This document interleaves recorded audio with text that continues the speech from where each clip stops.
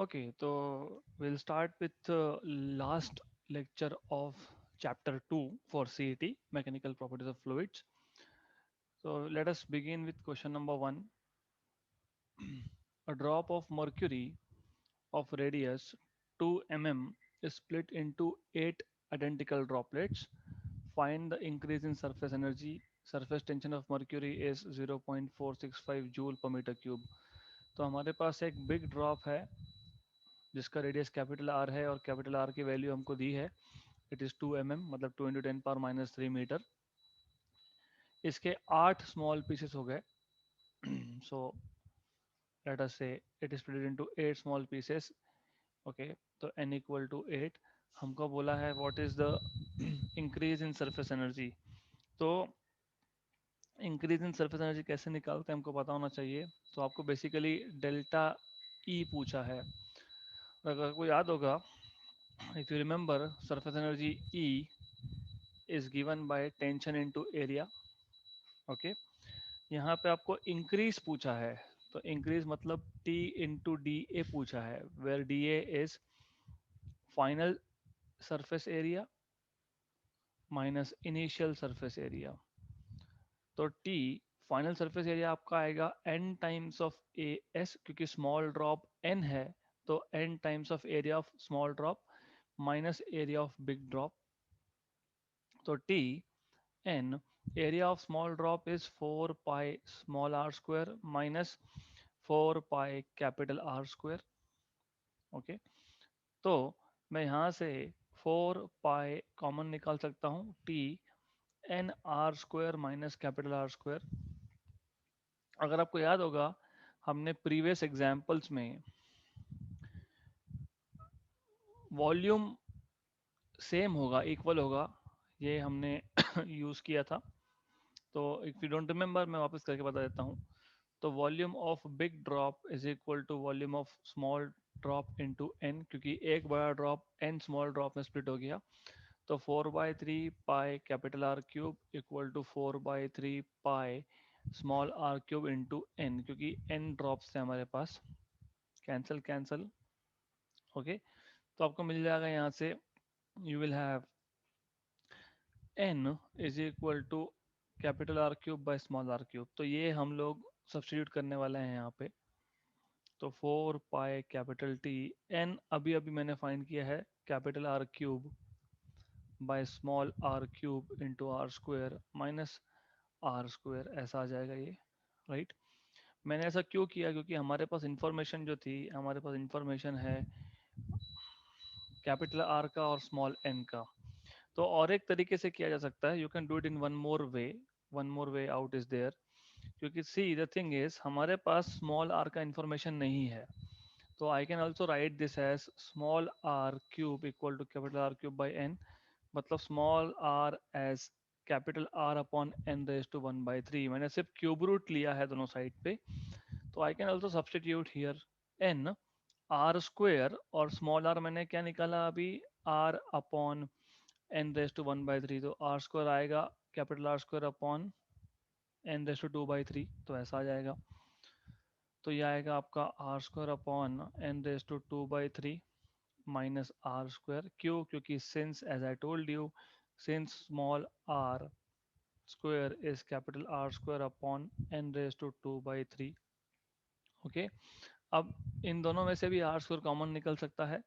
तो I am just going to delete this. ये हमने ऑलरेडी किया है, इसलिए मैं लिख नहीं रहा हूँ. तो ये आपको आएगा equal to 4 pi T capital R square common N upon N raise to 2/3 minus 1.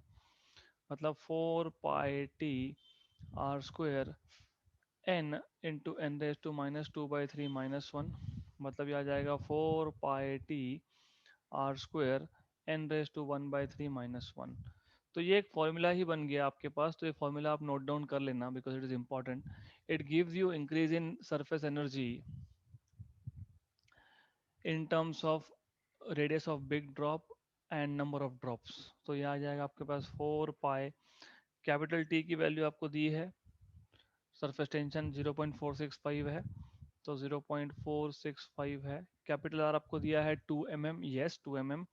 तो 2 × 10⁻³ का स्क्वायर, स्मॉल n इज 8, 8 का क्यूब रूट -1, तो ये आपके पास आएगा in total 4 pi into 0.465 into 2 का स्क्वायर इज 4 × 10⁻⁶ इंटू 8 का क्यूब रूट इज 2, 2 - 1। तो इसको सॉल्व करना पड़ेगा आपको। 4 × 4 16, तो 4 × 4 16 आ गया। 16 × पाई की वैल्यू मैं 3 ले लेता हूँ रफली रफली, तो 48, 48, और इसको मैं 0.5 मान लेता हूँ, है ना। 0.465 को मैं 0.5 मान रहा हूँ रफली रफली। We are doing rough calculation, देखो मैं बताता हूँ वापस से। 4 × 4 16, 16 × 3 48, 48 इंटू हाफ 24, तो रफली रफली 24 × 10⁻⁶, रफली रफली बोल रहा हूँ मैं, इतना आना चाहिए। मतलब 24 माइक्रो जूल आपका रफ आंसर आना चाहिए। है क्या है ना, 23.4 माइक्रो जूल। सो मैंने अप्रोक्सीमेटली किया, लेकिन एग्जैक्टली अगर आप लिखोगे तो 23.4 इंटू 10⁻⁶ आना चाहिए था जूल में। तो even rough calculations will give you correct answer. तो ये आपका आएगा 23.4 इंटू 10⁻⁶ जूल, मतलब 23.4 माइक्रो जूल, ऑप्शन नंबर ए। ओके, तो क्वेश्चन इजी था। हमको इंक्रीज इन सरफेस एनर्जी बोला है, और हमको पता होना चाहिए surface energy is tension into change in area. तो final surface area minus initial surface area. Final कहाँ से आया, क्योंकि हमारे पास एक बड़ा बबल था, ड्रॉप था, हमने उसके एक बड़े ड्रॉप के हमने 8 पीसेस कर लिए, तो फाइनल सरफेस एरिया आएगा area of each small drop multiplied by number of drops. Okay, and initial था बिग ड्रॉप, तो इनिशियल जो बिग ड्रॉप है हमने उसके लिए भी लिख लिया 4 पाई कैपिटल R²। तो this is how you can get this particular answer. Okay, तो ये फॉर्मूला इज वेरी इंपॉर्टेंट। जब आपको surface energy in terms of capital R and small n चाहिए होगा, तो this is a formula that you can use. तो ये formula बहुत इंपॉर्टेंट है। Next question, radius of soap bubble is increased from R to 2R, work done in this process in terms of surface tension is, वापस से वही है। देखो, work done is nothing but increase in surface energy, that is tension into increase in area। लेकिन ये soap bubble है, मैंने आपको बताया था कि बबल के दो फ्री सरफेस होते हैं, तो 2 से मल्टीप्लाई करना पड़ेगा, टेंशन विल बी 2 टाइम्स। क्यों 2 टाइम्स, क्योंकि as I told you this is a bubble has 2 free surfaces. Drop का एक ही फ्री सरफेस होता है, वेयर बबल के 2 फ्री सरफेस होते हैं, तो 2TDA लिखना पड़ेगा। तो 2T final area minus initial area. Okay, final area 2T final area will be 4 pi 2R² minus initial area will be just 4 pi R²। Okay, so you will write here 2T 4 pi common, 2R का 4R² minus R², तो ये आपको मिल जाएगा 8 पाई T into 3R², मतलब 24 पाई T R²। इन्होंने सिर्फ surface tension को T की जगह पे S यूज किया है, तो 24 पाई SR², that's it.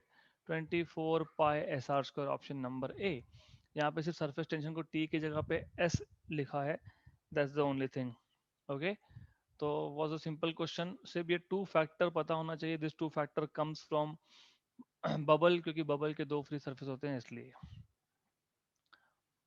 Next question, pressure inside two soap bubbles are 1.01 and 1.02 atmosphere।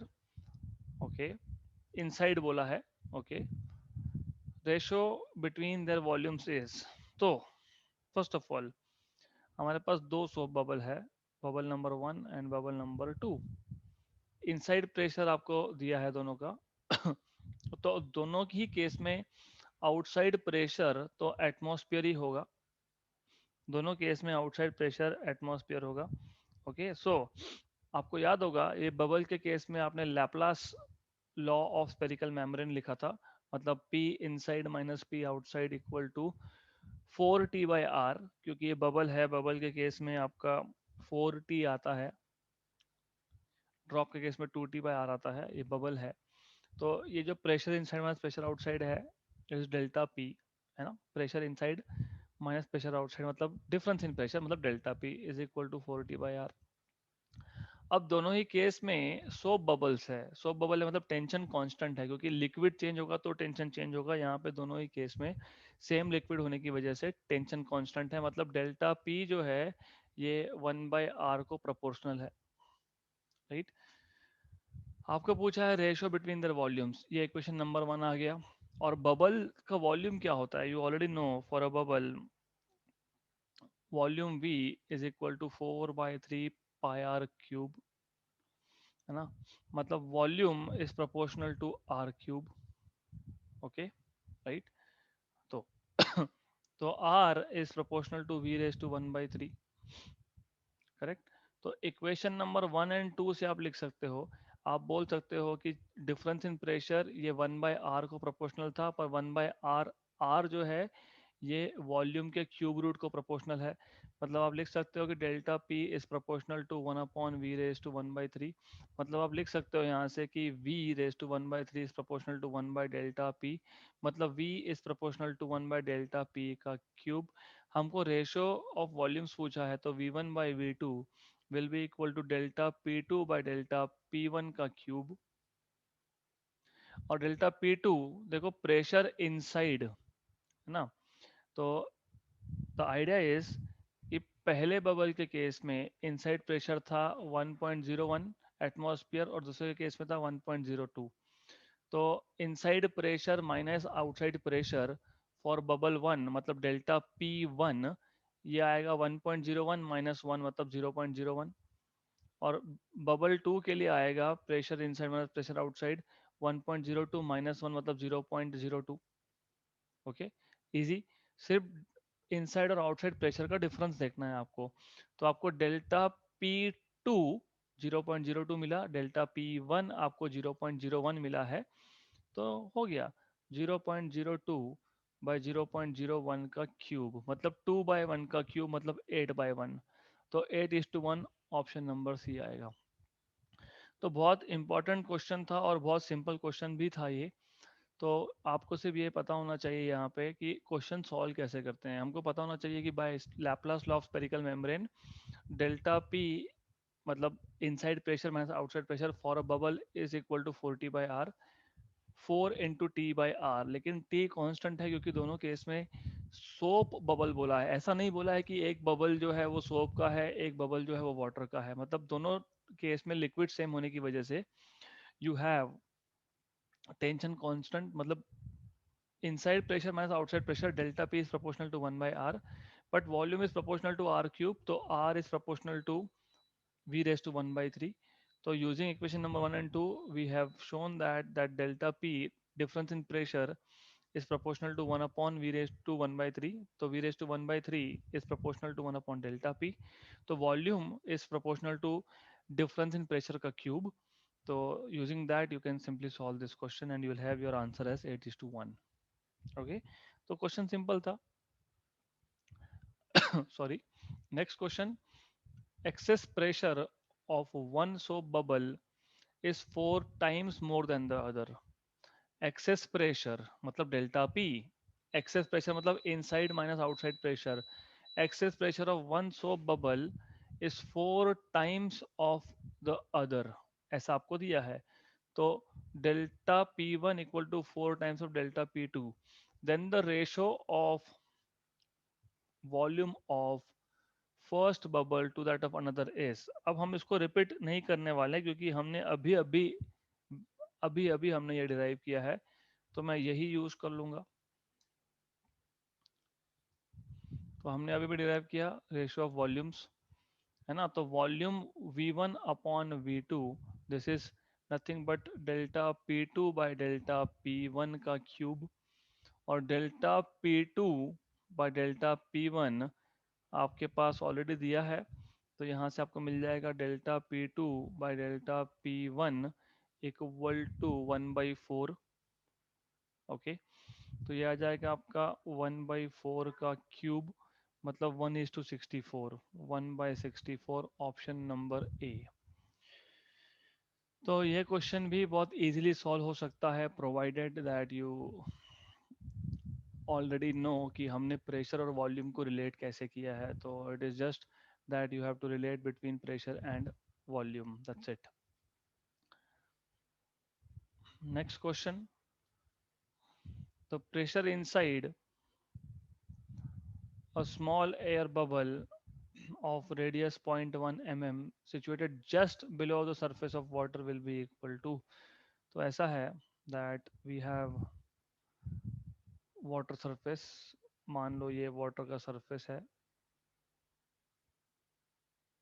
something like this।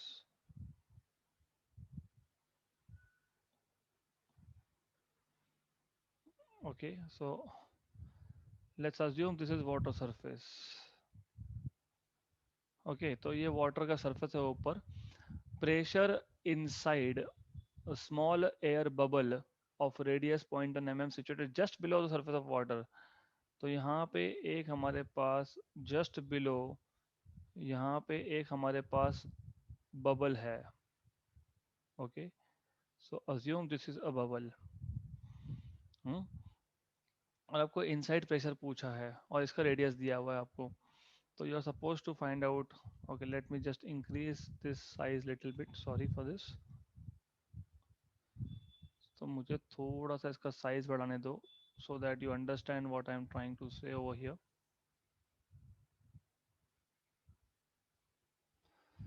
Good, so inside pressure find करना है आपको और इसका रेडियस आपको दिया है। इसका रेडियस है आपका 0.1 mm, मतलब ये आ जाएगा 1 × 10⁻⁴ मीटर।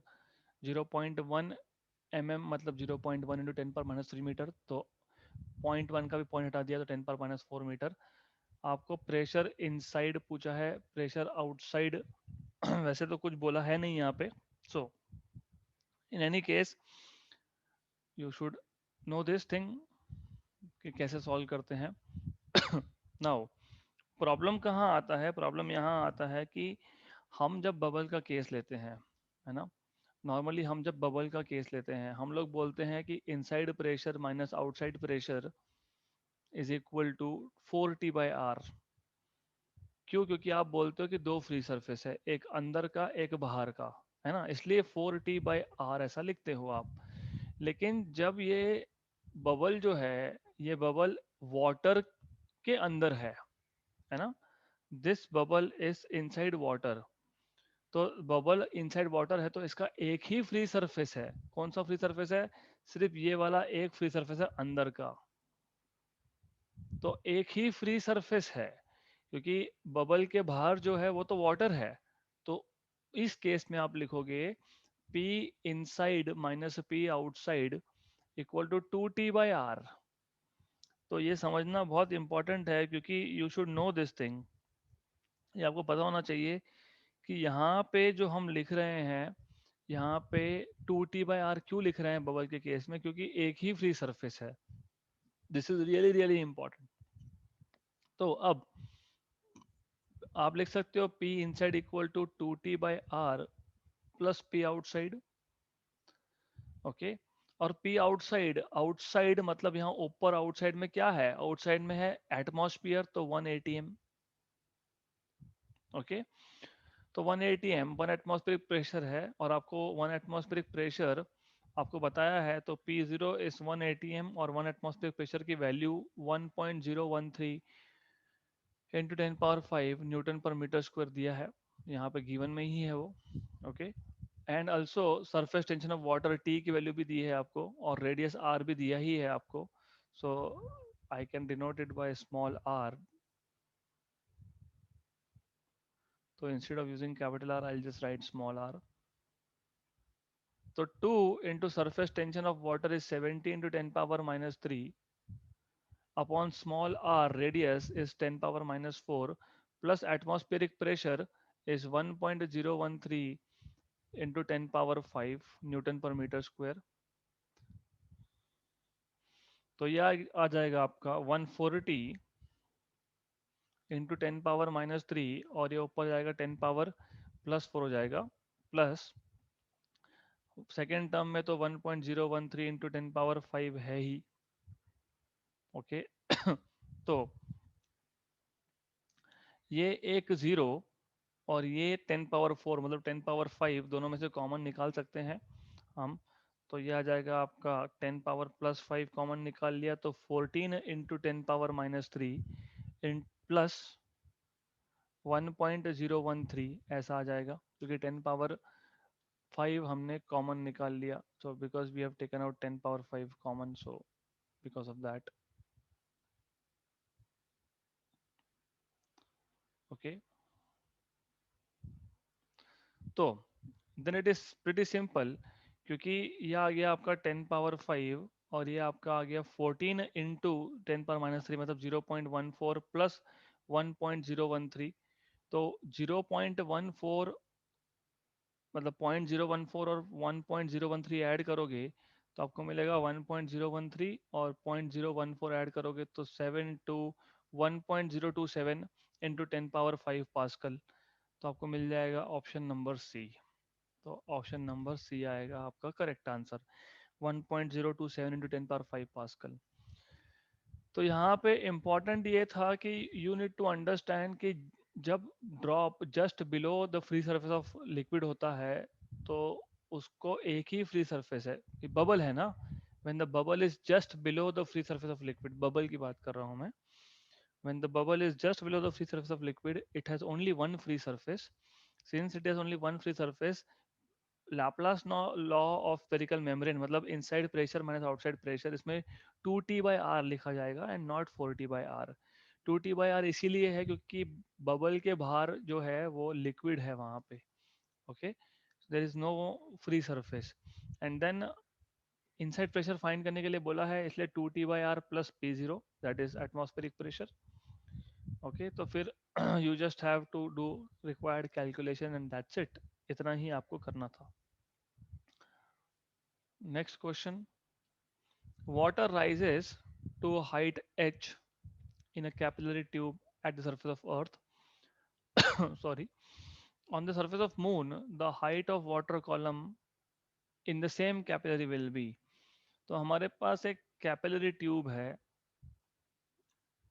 ओके, और मान लेते हैं कि यहाँ पे ये आउटसाइड वाटर का लेवल है और इनसाइड जो वाटर का लेवल है it is something like this. मतलब इनसाइड जो है, आपको पता है कि कैपिलरी में राइज होता है, कैपिलरी के अंदर लेवल का राइज होता है अगर वाटर की बात हो रही है तो।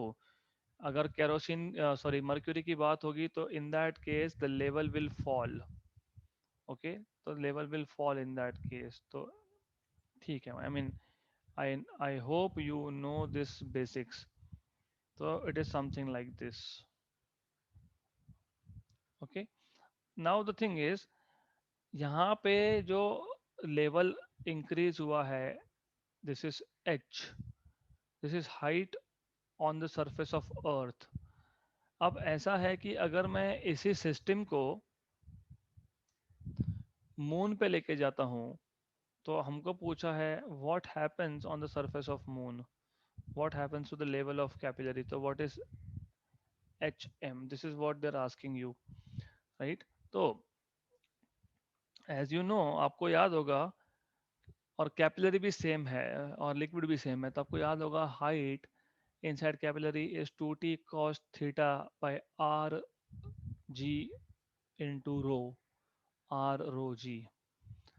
ओके, अब क्योंकि लिक्विड सेम है तो सरफेस टेंशन सेम है, एंगल ऑफ कांटेक्ट सेम है। ओके, डेंसिटी भी सेम है क्योंकि लिक्विड सेम है, और क्योंकि कैपिलरी सेम है तो रेडियस भी सेम है। मतलब थीटा, टेंशन, रेडियस और रो ये सब कांस्टेंट है, which means H is inversely proportional to G. Okay, so H is inversely proportional to G है इसका मतलब, राइट। तो height on the surface of moon upon height on the surface of earth is g earth upon g moon, and you should know that आपको पता होना चाहिए कि acceleration due to gravity on earth is 6 times of moon। Okay, ये दिया नहीं है लेकिन it comes from understanding of gravitation, तो आपको ग्रेविटेशन आपका हुआ है ऐसा अजम्पशन है यहाँ पे। तो G earth upon G moon, इसका रेशो आपका आ जाएगा 6। तो आपको मिल जाएगा H moon upon H earth as 6।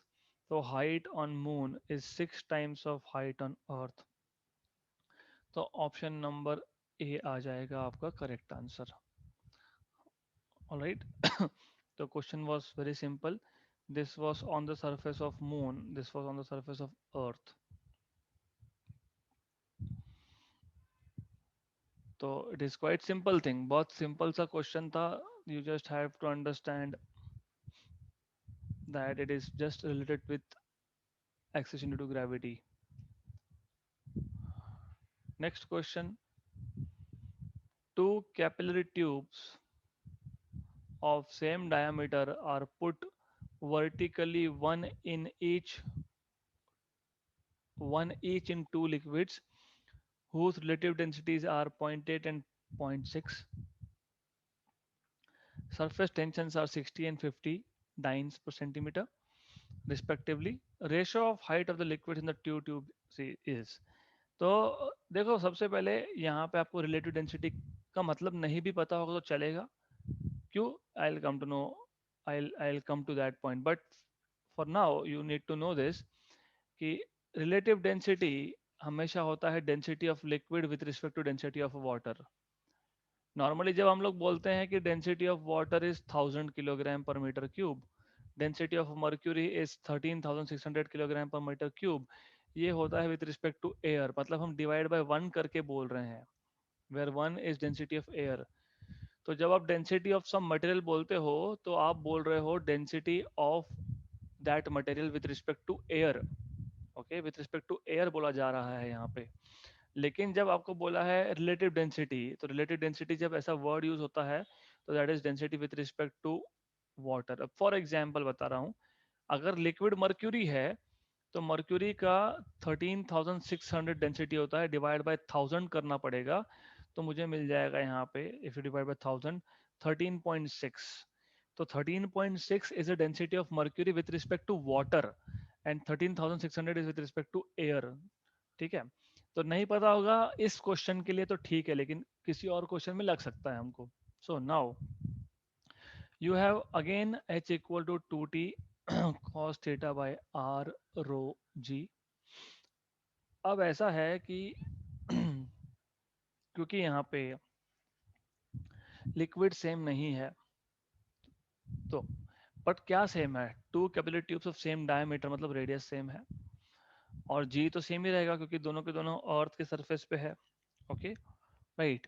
So you need to solve this question. अब इशू यहाँ पे ऐसा है कि थीटा का इंफॉर्मेशन नहीं दिया है, they haven't told you anything about angle of contact. तो बिकॉज एंगल ऑफ कांटेक्ट की इंफॉर्मेशन नहीं है तो हमको फोर्सफुली यहाँ पे थीटा को भी कांस्टेंट लेना पड़ेगा। टू भी कांस्टेंट है, मतलब हम बोलेंगे कि H is proportional to tension upon density. क्यों? क्योंकि एज आई टोल्ड यू कि हमको ये अज्यूम करना पड़ा कि थीटा भी कांस्टेंट है, तो since theta R and G are constants, okay, तो ये कांस्टेंट होने की वजह से हमको अज्यूम करना पड़ा है।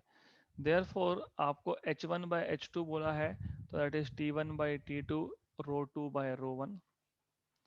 तो t1 by t2, t1 t1 है आपके पास 60, t2 है 50, रो टू 0.6 है, रो वन 0.8 है। तो ये था आपका रो वन, ये था आपका रो टू, रिलेटिव डेंसिटी है। तो मैंने क्यों बोला यहाँ पे की जरूरत नहीं है, रिलेटिव डेंसिटी अगर आप लिखोगे भी density with respect to density of water, density with respect to density of water, तो वैसे भी वाटर का डेंसिटी डेंसिटी कैंसिल होने वाला है, इसलिए इस क्वेश्चन में आपको टेंशन लेने की जरूरत नहीं है, बिकॉज रेशोज है। और ये था टेंशन T1, ये था टेंशन T2। ओके, तो ये आ गया 6/5, ये आ गया 6/8, तो 3/4, 3/2, तो ये आ गया आपके पास 9/10। तो ऑप्शन नंबर डी आपको मिल जाएगा correct answer. Option number D, ratio of heights turns out to be 9/10. Okay, next question. The surface tension of pure water in a capillary tube experiment is, easy है. Surface tension आपको याद होगा, अभी अभी अभी हमने लिखा, height h is 2t cos theta by r rho g, तो t is h r rho g by 2 cos theta. for pure water pure water के लिए थीटा की वैल्यू होती है 0, देयरफॉर कॉस थीटा की वैल्यू होती है 1, देयरफॉर सरफेस टेंशन आएगा H R rho g by two. तो H R rho g by two, option number D आ गया आंसर, करेक्ट आंसर. तो सिंपल क्वेश्चन था बहुत. Next question. If water rises in a capillary tube up to 3 centimetre, what is the diameter of capillary tube? बहुत easy है. तो वापस से वही है, h equal to 2t cos theta upon r rho g. तो आपको डायमीटर पूछा है, मतलब ट्वाइस द रेडियस पूछा है, तो r निकाल लो, 2t cos theta upon h रो g. ओके, देन ऑलराइट, तो I think my voice went in between, so मैं repeat करता हूँ question. So if water rises in a capillary tube up to 3 centimeter, what is the diameter of the capillary tube?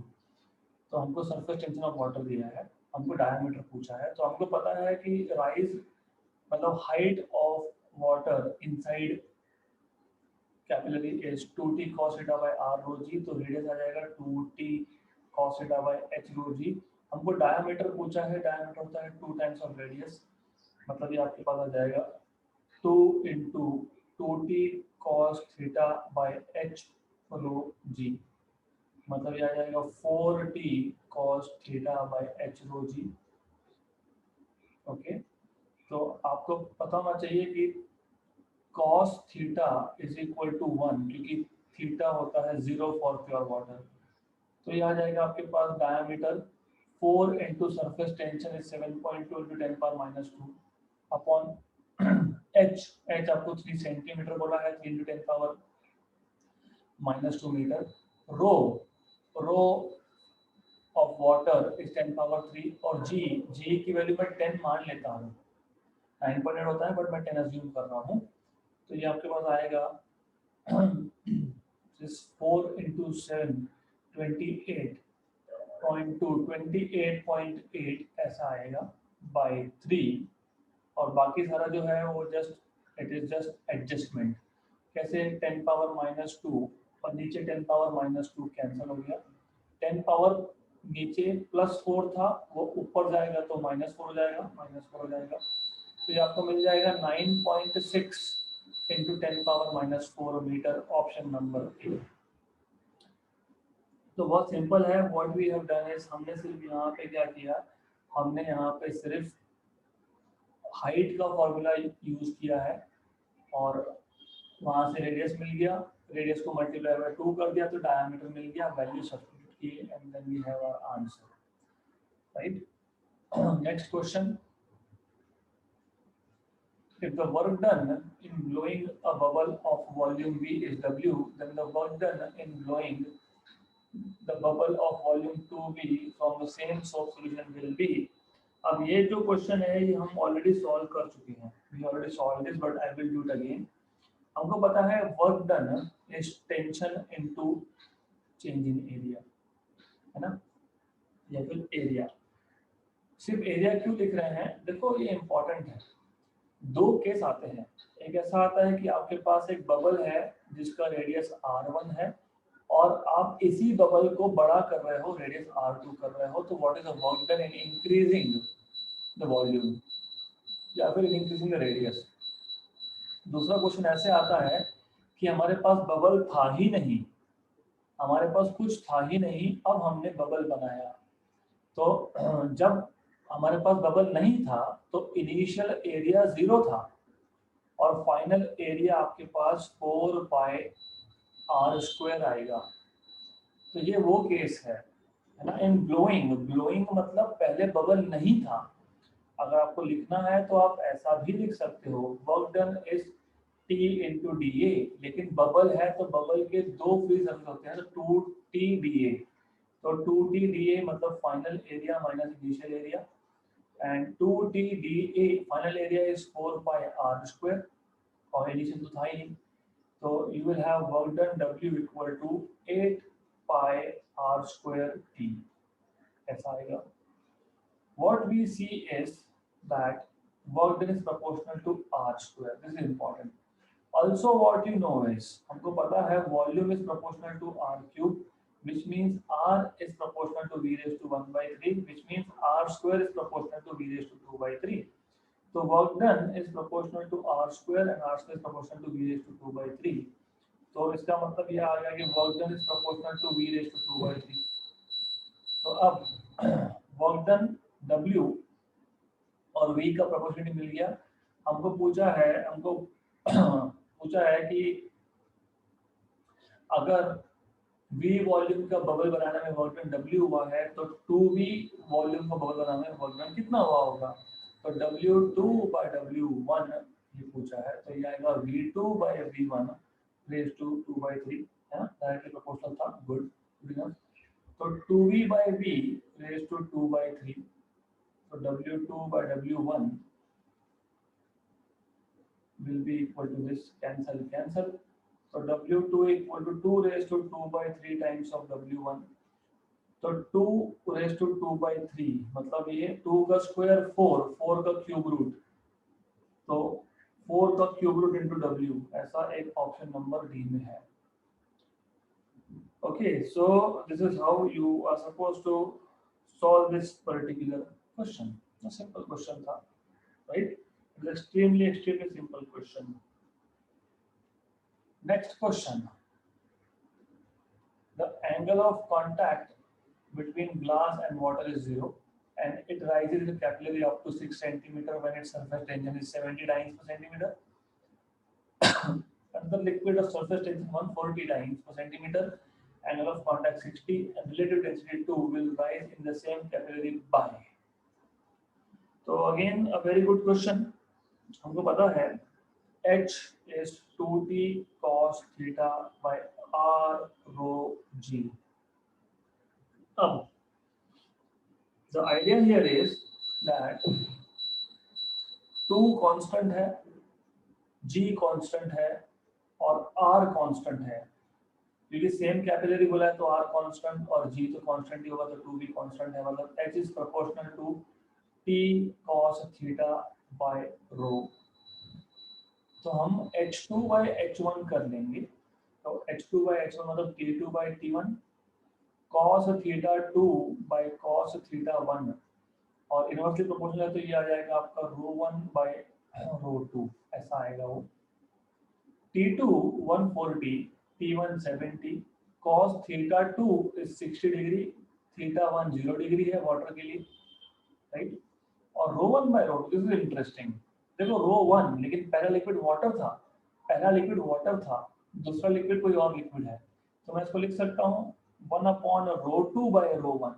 सिर्फ मैंने रो 1 को नीचे लाया है। क्यों नीचे लाया है? क्योंकि आपको पता है relative density, relative density is density with respect to water. उन्होंने बोला है density of 2 with respect to 1, this is 2, है ना, क्योंकि उन्होंने क्वेश्चन में मेंशन किया है कि रिलेटिव डेंसिटी 2 है। रिलेटिव डेंसिटी 2 मतलब density of second liquid with respect to water, and first liquid is water. तो रो 2 बाय रो 1 की वैल्यू आपको 2 दी है, this is what you need to understand here. तो h2 bye h1, h2 bye h1, h1 6 centimetre है, मैं वो लिखूंगा बाद में। ये आ गया 1 का, ये आ गया 2, cos 60 is half, cos 0 is 1, और ये आ गया 2, तो ये टोटल आ गया आपके पास 1/4। तो h2 is h1/4, तो h1 is 6/4, 6/4 is basically 3/2, ऐसा तो कोई ऑप्शन में नहीं है, राइट। तो कहाँ पे गड़बड़ हुई? There's nothing something like this in option, okay? तो where did we go wrong? तो ये चेक करना पड़ेगा हमको कि कहाँ गलती हुई है। So गलती कहाँ हुई है मैं बताता हूँ। गलती सिर्फ यहाँ हुई है कि मैंने ये 2 नहीं लिखा यहाँ पे, दैट्स इट। क्योंकि ये जो 71 का और 2 का था, ये 2 नहीं लिखा मैंने, तो ये 2 यहीं पे कैंसिल हो जाता। इसका मतलब यहाँ पे सिर्फ एक 2 आता, और इसका मतलब ये 6/4 नहीं है, 6/2 आएगा। तो इसका मतलब finally you will have answer to be equal to 3। 6/2 that is 3 centimetre. Option number C. तो अभी बता देता हूँ, कुछ नहीं है यहाँ पे H is proportional to T cos theta by rho है। ओके, तो हमने सिर्फ रेशियो लिया है, वैल्यू सब्स्टिट्यूट की है, that's it, that's all we have done here. Okay, so simple question. Last question of this chapter for CET. So diameter of raindrop is 0.02 centimetre. Diameter दिया है आपको, तो रेडियस मिल जाएगा आपको d/2, मतलब 0.02/2 सेंटीमीटर, मतलब 0.01 सेंटीमीटर, मतलब 0.01 × 10⁻⁻2 मीटर, मतलब 10⁻⁻4 मीटर में आ जाएगा ये। Okay, if the surface tension of water is 72 × 10⁻⁻3 Newton per meter, the pressure difference of external and internal surface will be। देखो रेन ड्रॉप है, बबल नहीं है, ये रेन ड्रॉप है। आपको पता होना चाहिए कि रेन ड्रॉप एक ही फ्री सरफेस होता है। How does a rain drop look like? तो रेन ड्रॉप तो ऐसा दिखता है ना, तो उसका सरफेस तो एक ही फ्री है ना, outside surface is free surface. Okay, तो ये आपको मिल जाएगा, basically you will get this to be equal to, आपको लैप्लास लॉस तरीके से पता होगा, तो delta P is equal to 2t/r आएगा। ये आपने सीखा है already. 2 into t 72 × 10⁻⁻3 by r is 10⁻⁻4, तो 144 into 10 power plus 1, तो ये आप कर लो जो भी आएगा बेसिकली। ओके, तो this is what you should get. तो उसको सॉल्व करो, इसको सॉल्व करने के बाद आपको ऑप्शन नंबर ए मिलने वाला है। So option number A, we are done. हाँ, क्योंकि 9 पर सेंटीमीटर स्क्वायर में है इसलिए, तो मैंने उसको, I shouldn't have used SI units, तो SI यूनिट्स में नहीं करना है, so that is why we are getting little incorrect answer. Anyways, good. तो उसको आप सिर्फ इतना ही है कि you have to solve it in terms of CGS units. So we are done with second chapter of CET. So we'll stop here.